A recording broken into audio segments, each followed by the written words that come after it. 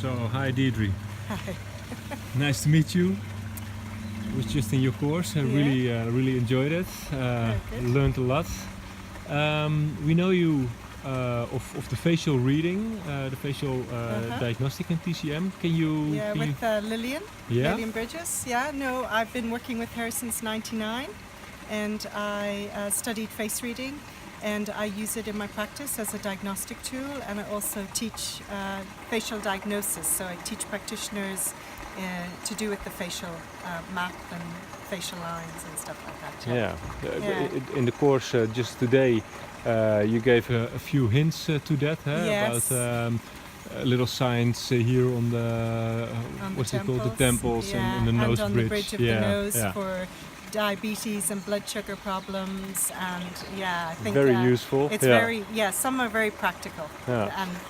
But the topic of today was Yangsheng. Was Yangsheng, because the topic here in Rothenburg is Yangsheng this year at the Congress, and I was talking about it in relationship to diet and food choices for patients, and how to incorporate some herbs in their diet as a food to make soups and stews and congis and different things, and how we can integrate these things in order to help prevent and help our patients recover a bit better.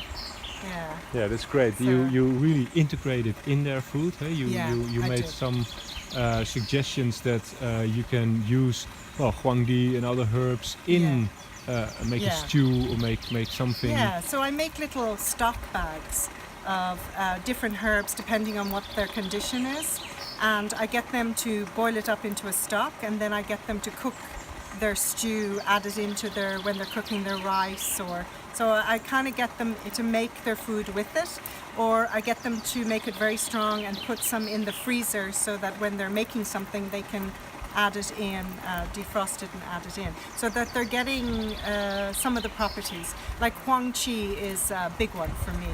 I think it's important for sugar balance and for lots of things, so I use this one quite a lot. And it's a brilliant way, because you're integrating the medicine in their food instead of opposing a cup of medicinal tea, which can be horrifying, as we all know. Yes. And people tend to. They're not horrifying. They're fabulous. Some tastes are, but I can imagine that. Well, I heard it from a lot of patients that some tastes are so strong that they have trouble to drink it. But also, depending on somebody's condition, if they're being treated by Western medicine, then they're advised not to take herbs, or they're nervous about taking herbs. And so sometimes, depending on that, then I would be, instead of giving them the teas, then they don't want to do this, then I would use mushrooms and huang qi and different things, so that they're getting something in their food that is medicinal and helping them, and they actually like doing that. That's very nice. They like doing it because they feel they're participating somehow. Yeah. And you made a whole list by their food habits that they have right now, in order to say, okay, I see, interesting.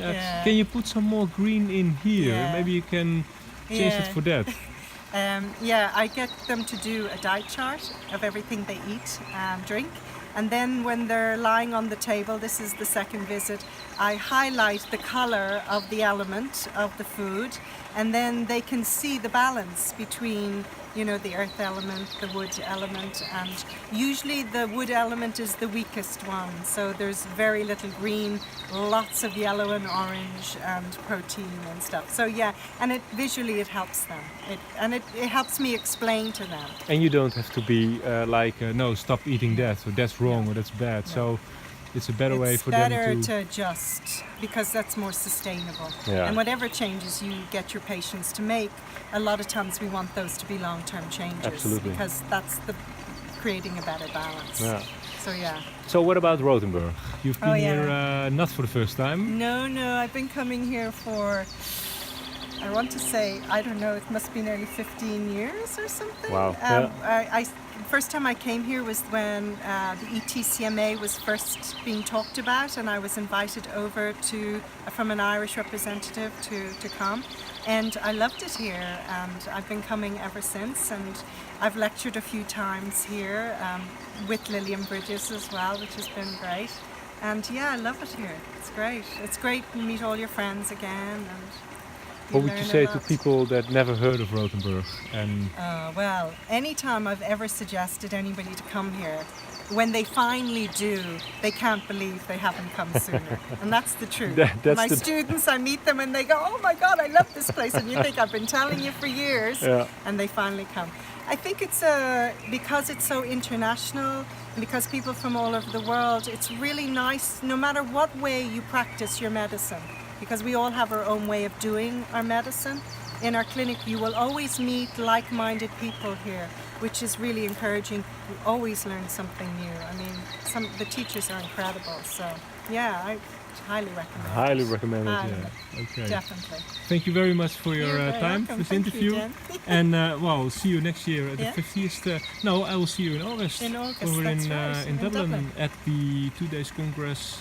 It's the future of TCM Yeah. subject is. I Yeah. think so, yeah. Yeah. That's Well, right. we're gonna visit Research or something. the herbal garden, Chinese Yes, herbal garden in that's Dublin. right. We will go and look at that, definitely. Okay. Thank you.